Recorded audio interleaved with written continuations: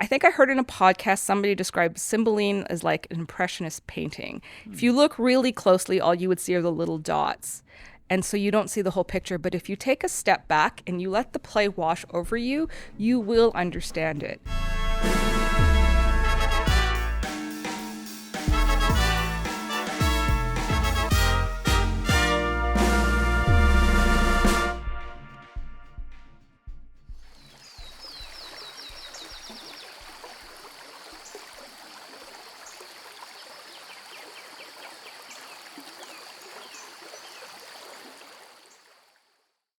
Hi, I'm Thomas Morgan Jones, and I'm the director of this year's production of Wendy and Peter Pan. Hi, I'm Esther Jun, and I am the director of Cymbeline. Hey, Hi. nice to talk to you. So good to talk to you too.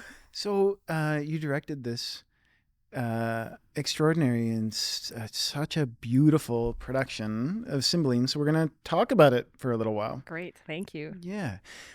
So, like with all plays, but I think with Shakespeare plays, like there's so many different ways you can come at it. And one of them is, I think, through theme. So I wonder if you could like talk a little bit about like what the theme of Cymbeline is for you, or maybe like how that helped you to come into the world of the play. Okay. Cymbeline's a complicated play. Yeah. And there's a lot of themes. I think the overarching theme for me is about forgiveness. And a big thing with this particular play was setting it in this sort of fantasy setting. And, you know, I look at the great works of fantasy that are out in the world, Lord of the Rings, top of my mind, which, you know, Tolkien wrote post-World War I. And in a way, I think had a lot to do with grief for him and the friends that he lost during that time. And so I think it's interesting how Cymbeline for me right now seems like such a resonant play for our time.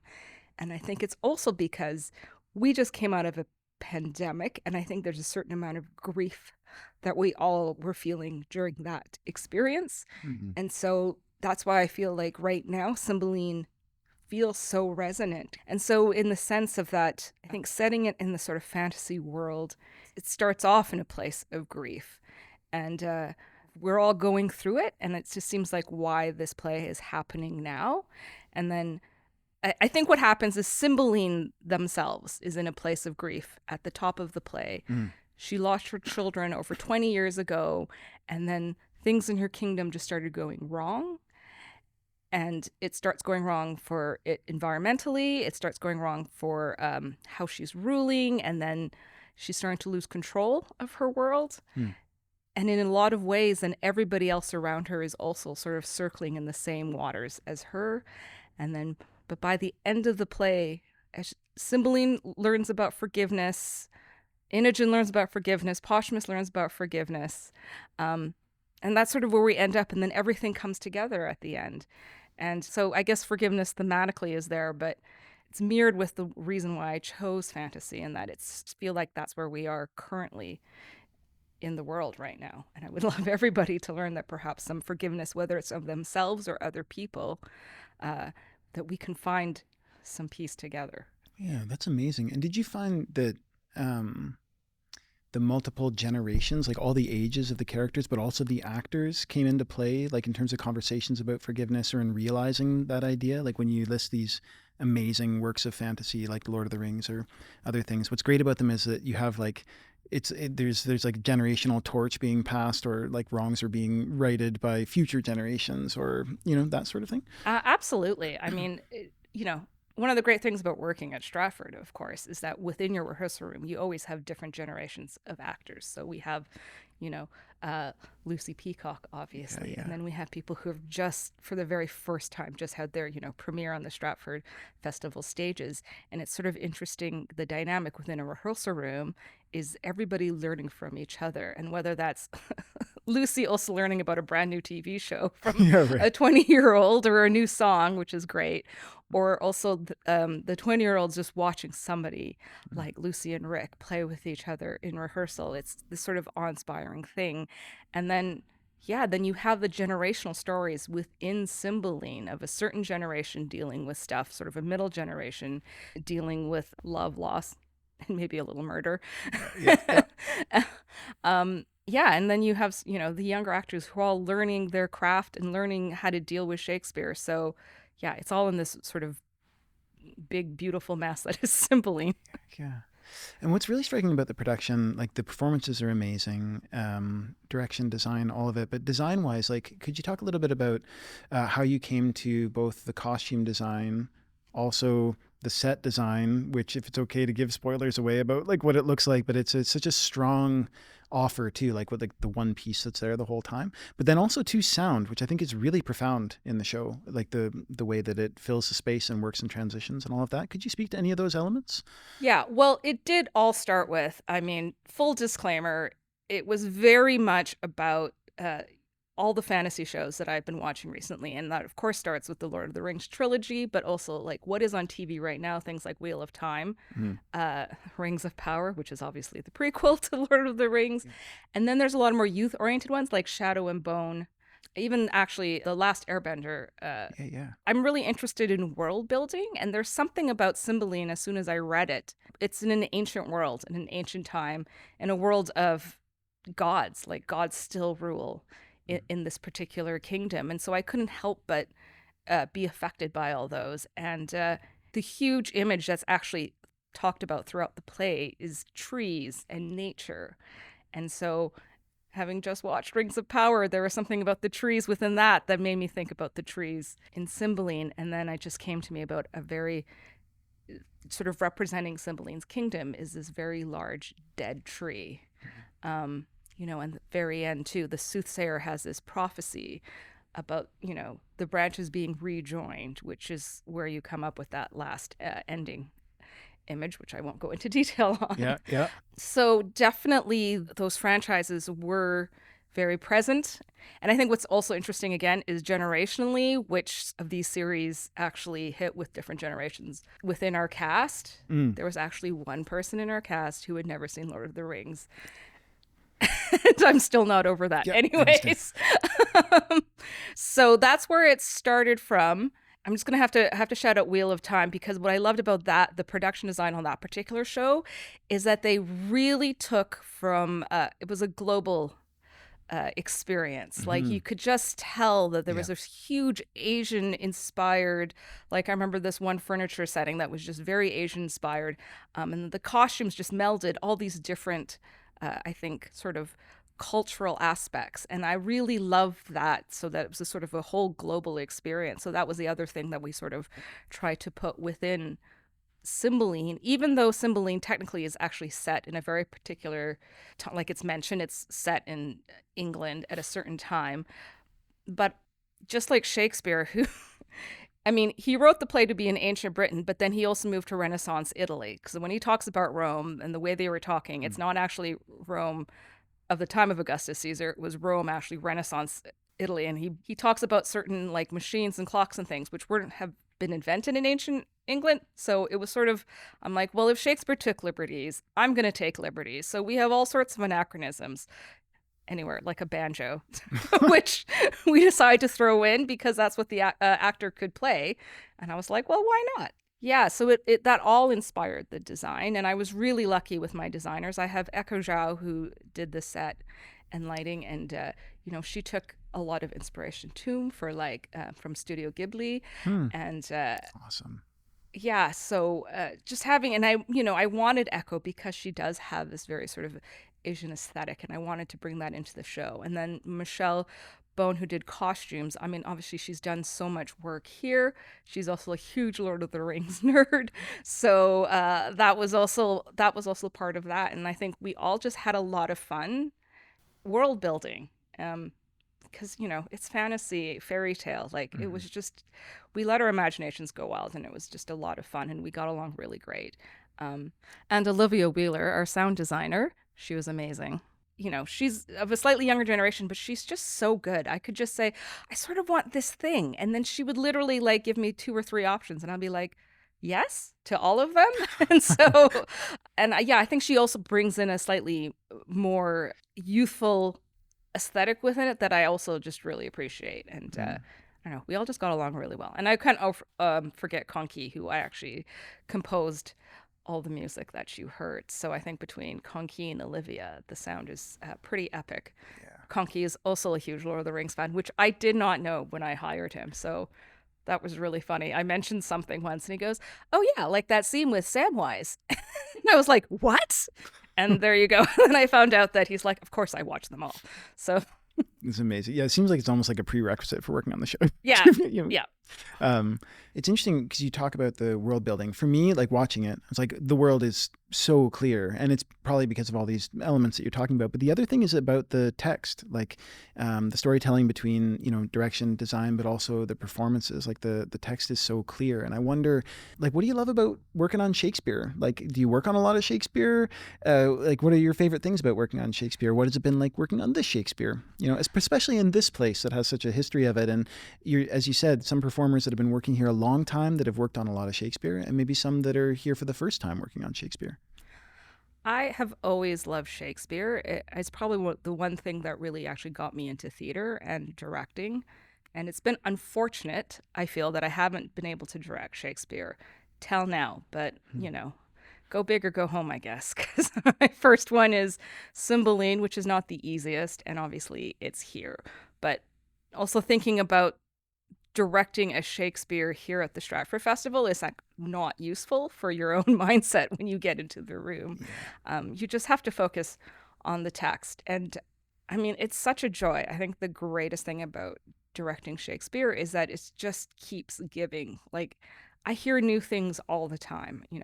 I do know this text really well. I did have to go through and cut it down.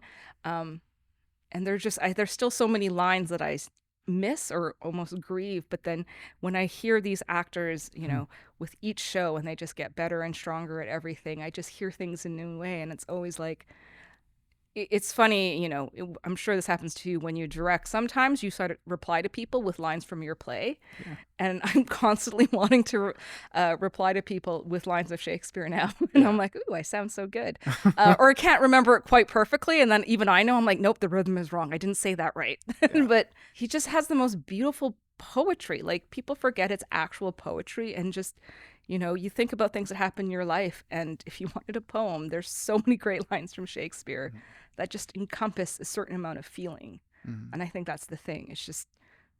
It's almost like when words aren't enough, the closest you're going to get to an actual speaking emotion properly is Shakespeare. Sometimes they have the most they're just beautiful images that somehow just feel right when you're trying to explain a really hard emotion or something that's just so big and so beautiful. So I continually love discovering stuff, and I love discovering it with actors, because even they'll be like doing a scene and they're like, oh, I just heard that for the first time. Even though like they know what they're talking about and they know what they're trying to say, but just sometimes it clicks in a certain way. And that's just, I find constant with Shakespeare. It's so beautiful. And it's definitely, I think I'd be very happy to direct Cymbeline again and again, probably, because I think I would find new and exciting things. And I just wanted to go back to something you mentioned, like the reason we sort of got into the fantasy world, it did come from the text. Like I said, there's lots of mention of nature and trees and animals. Shakespeare talks a lot about nature versus the court. And I really feel like if you know his life, he was leaving the court of James and going to hang out in the country a lot more. And I think you really feel that. And so there is something very magical. And we talk about why I love Cymbeline. It's a magical play, and there's something, and this is obviously a theme he has in other plays, but it's a magical forest that they go into. And, I think sort of one of the big turning points within Cymbeline is when all the scenes start happening in the forest and all this crazy stuff starts happening. I mean, besides the fact that nobody recognizes each other, which I know it sort of seems ridiculous, but that's the thing in Shakespeare. Nobody recognizes each other. But yeah, it's all very magical. It's funny. I'm going to say all Shakespeare is sort of magical because it's just written so well. And even the psychological depth of some of these characters are really sort of astounding, because like you look at something like Iachimo, who could come off as like just a normal villain, does a 360 at the end of the play and asks for forgiveness, which I just find so fascinating. When you look at somebody like Iago from Othello, who at one point just says, like, I'm just not going to talk anymore. And you never figure out what's wrong with him. It's just, it seems to me Shakespeare was not interested in that anymore. And goes, no, actually, real people react in different ways. And so I love that he actually decided to write Yakumo having a complete 360 and what that was. I just find that so fascinating. And so just psychologically, these characters. And then, of course, there's Imogen, who to me is just one of the best heroines ever written in Shakespeare. She is one of the few female characters, who understands her worth in the middle of the play, which is I just think one of the greatest monologues, when she realizes what Posthumus has done, and she says that she has a strain of rareness and that he's going to regret his choices. Like, very few heroines in Shakespeare say stuff like that. And it's really quite incredible. Yeah. I can feel it in your body as you're talking about it, like you're vibrating, and it's like it's conjuring all these images from your production too. I agree. This moment of forgiveness, like many of them at the end of the play, but it's extraordinary because if you were to explain the plot and say this person did this to this person, and then in the end this person forgave them, it might be harder to understand. But it's the watching them live it, hey? Like it's profound. Yeah, it's funny. I had to rewrite the synopsis for this play, and it was really difficult. And I know the play really well, so trying to explain the play to somebody is really hard. But I think the audience has a different experience. That's right. When they are going through it with the characters. And the other great thing about Cymbeline, it has the most characters that give asides than any other Shakespeare play. So I think when characters are talking directly to you, you just understand them better, and you also follow them more. And I think there's a certain amount of buy-in and care. Even Yakumo, in the bedroom scene, which is deeply uncomfortable and unsettling, I would hope. Yes, it was. Yeah. He's narrating everything he does to you, so you are implicit within the action. And that's sort of it's just brilliant. And it's interesting too, like the language he uses this poetic language of seduction, which is actually, I think, is sort of actually a condemnation of, I guess, the romanticizing of these sort of heinous acts. I really feel Shakespeare was condemning misogyny within this play a lot. And so it's interesting that he sort of takes this beautiful language, because he talks about Tarquin and he talks about the Tale of Tyreus, which are very famous stories that talk about basically assault, and he sort of turns it on its head within this moment of the play. And so there's just, like I said, there's so many layers to Cymbeline that sort of blow your mind if you really get into it. Yeah. I'm just hoping people just come and enjoy it also as a night of entertainment. But there's so many things that I think Shakespeare is trying to say. And I know a lot of people have criticized the play because it feels like he's just regurgitating various plot lines, and it's not cohesive. I think the play is deeply cohesive, and I think he knew exactly what he was saying. Well, I wonder, so on that, because I also found it totally cohesive and very easy to follow. And as I said, quite profound as an experience and as an audience member. And part of that too, I think, is the cut. Like people always, when they're talking about Shakespeare plays, it's always like, oh, that was an excellent cut of that play, because they're so long that inevitably you have to cut some of it. Like, what was your process of cutting like? Like, how did you choose how to shape the story, or which parts? This is maybe too big a question in terms of like, what did you choose what to cut? But more like, what was an approach, or like, what was that experience like for you? Okay, well, I had a great starting place. Is that I last year met Gregory Doran, who's the ex artistic director of the RSC, who had just done Cymbeline, and I sent him a very cheeky email saying, "Would you be willing to give me your cut of Cymbeline?" And he did. He gave me the cut he went into rehearsal with, so it was not the draft that he ended up with. It was what he started with. And then here at Stratford, we also have what are called the Bibles, which is every Shakespeare play that's been done here. They go through and they show you the cuts of every single production. So I'm lucky because Cymbeline only had 4 past productions. So I only had 4 colors of ink. They're very complicated because they cross out in all these different colors of ink. So I had Gregory's version, and then I had what we call the Bible. And so I went through every single one of them. I started with Greg's, and then I went through our Bible, and I figured out what people had cut and not cut. So that was a really good starting place. So here's something, sort of interesting in the fact is I always found that all these, obviously the past directors here have been male. And it was interesting how they cut a lot of Inogen's speeches. And so I tend to put back a lot more of Inogen's stuff and cut other things. But Cymbeline as well, because it's a later play, I think Shakespeare just didn't care as much about making a regular verse, and he played around so much. The structure of his poetry is different than the other plays. There's a lot of prose in this play, actually. A lot of the lines, more than half of this play is irregular in the rhyme, and so that actually gave me a little bit of freedom to mess around a bit more than if it was, I think, an earlier play that has a much more regular verse structure. And so I was really going for clarity. I think I heard in a podcast somebody describe Cymbeline as like an impressionist painting. If you look really closely, all you would see are the little dots.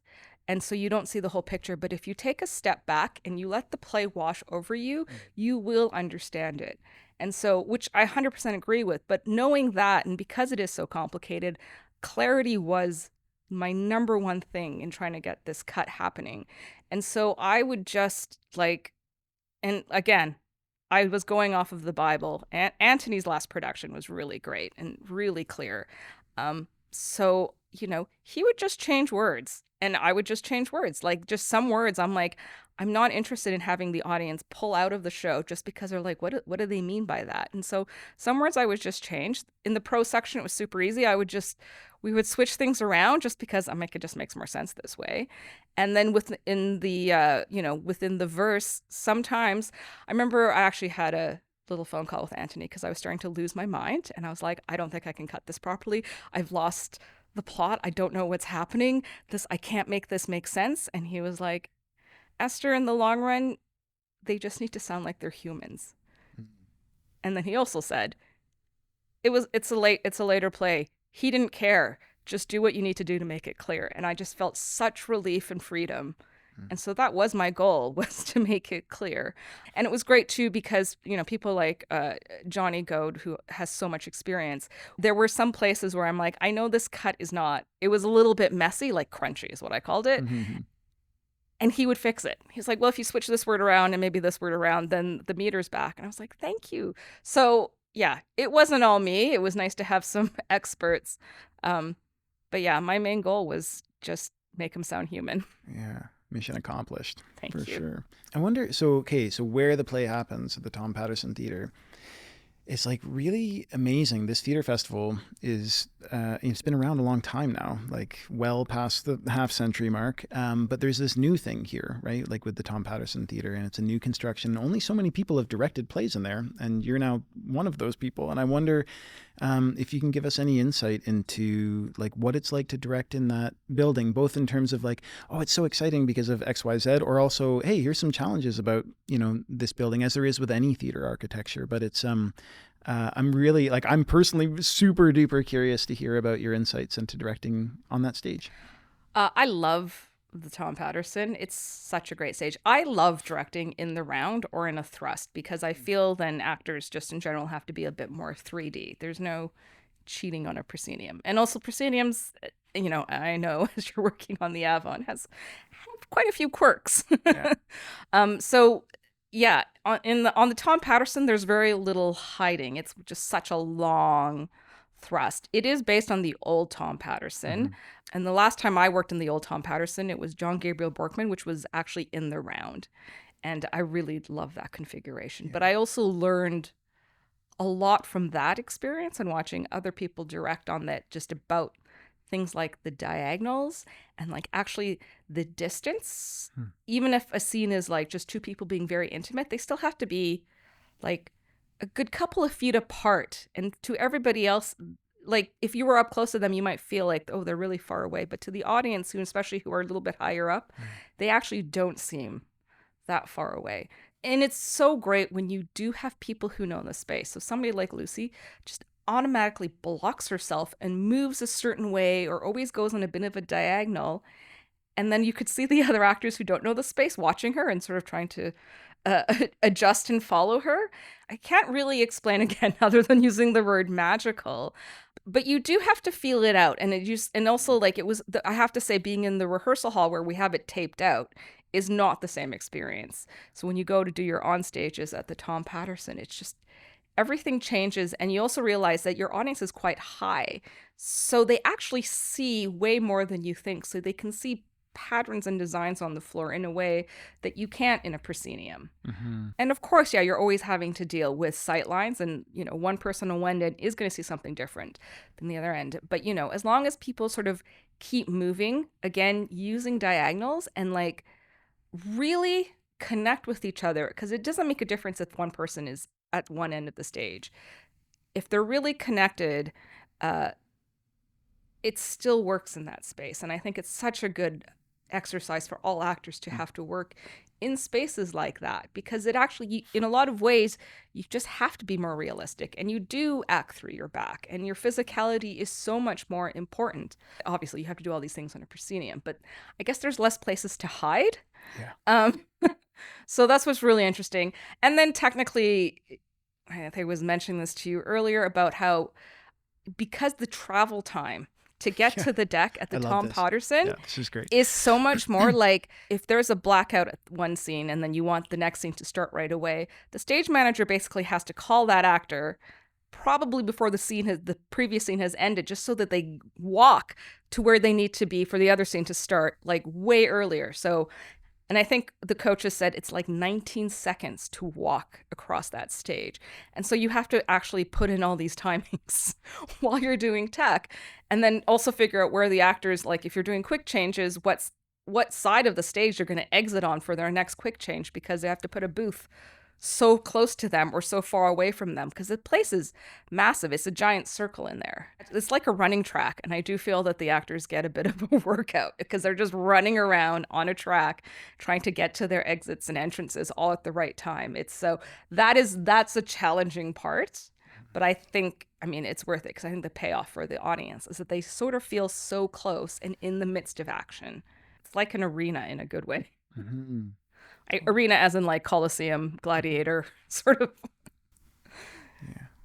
You're just watching them battle it out on stage in a lot of ways, but it's still intimate, which I love. Yeah.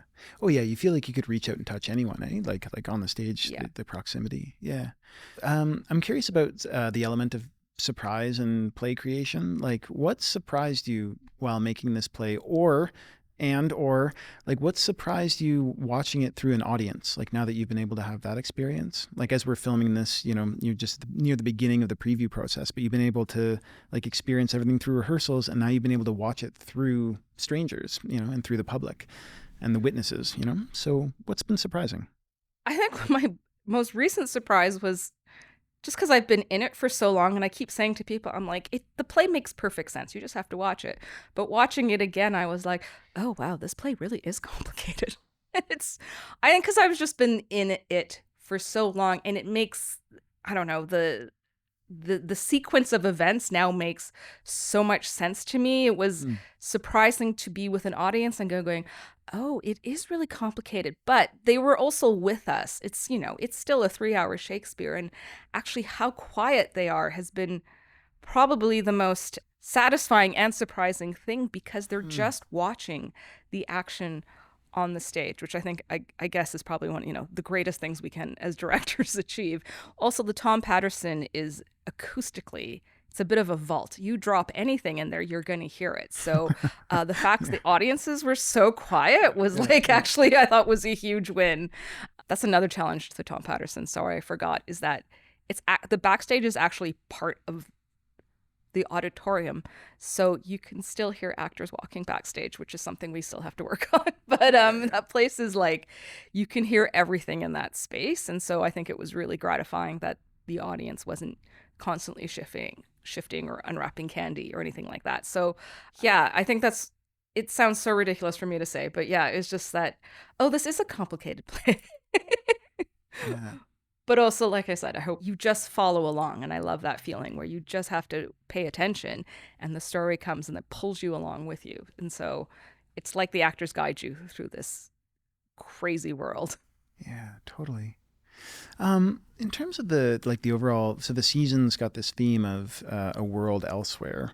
Um, you've spoken about it in so many different ways, but like this is just a different articulation of many things that you've spoken of before. But like, how do you feel like the play fits, like where you are now, having learned all these things about the play? Like, where does it fit in this season theme, or maybe alongside other shows in the season?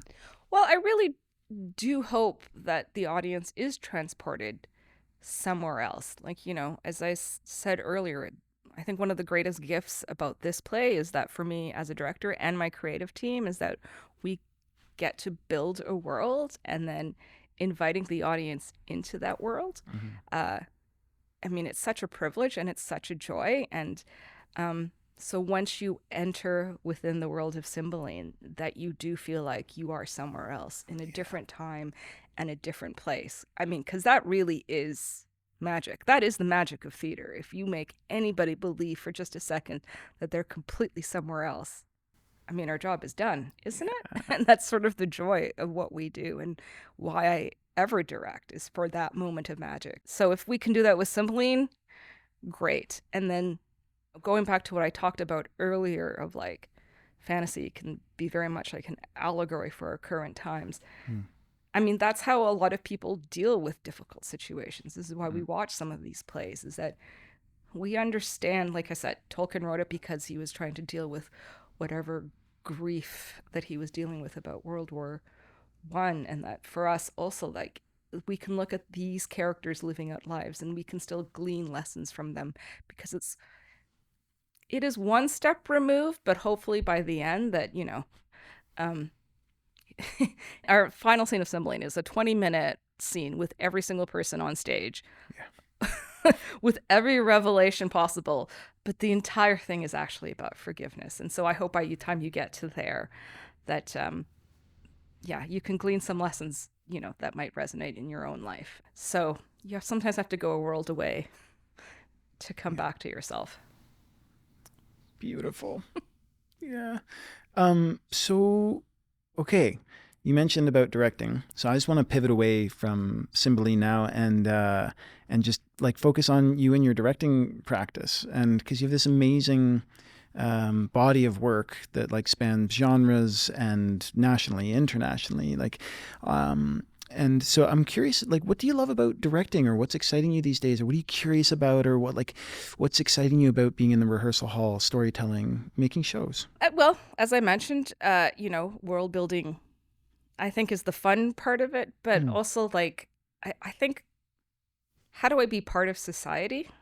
And this is sort of the only way I know how to be part of society is reflecting, I guess, our world back to people or finding that resonance. Like, I only want to do a play that somehow resonates with me. And when I say that, I mean like it somehow speaks to me about where we are currently as a society. And that doesn't mean I have to do these overtly political plays, which I don't think I've done that many of it. But, and it could be just entertainment as well. But that's always some kind of reflection of a need of us in society or a want, if that makes sense, right? And it just feels like the only way I can contribute to society at this point is trying to show people, I mean, the magic the magic of humanity as well. I think any play has to somehow reflect who we are as human beings.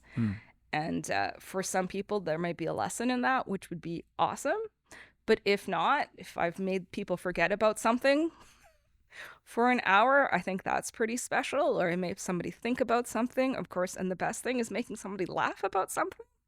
Like, again, it's a real privilege to do theater. And, there's a lot of horrible things going on in the world and a lot of people are suffering, but we get to be in a rehearsal hall and play with these amazing actors and designers. So, taking that opportunity and hoping that it will reflect something back and enrich somebody's life, I think is probably why I direct. That's so beautiful. You used the word privilege just now, and I think what an extraordinary privilege to get to spend some time with you to talk about your amazing production and also your practice. Thank you. Thank you. I was surprised when he said he wanted to do it for sure. I said, "Are you? You've read it, right? You know what the show is. You know that it's a. I mean, you're okay, cool." But delighted also that he was bold enough to decide it's a show that it's worth doing,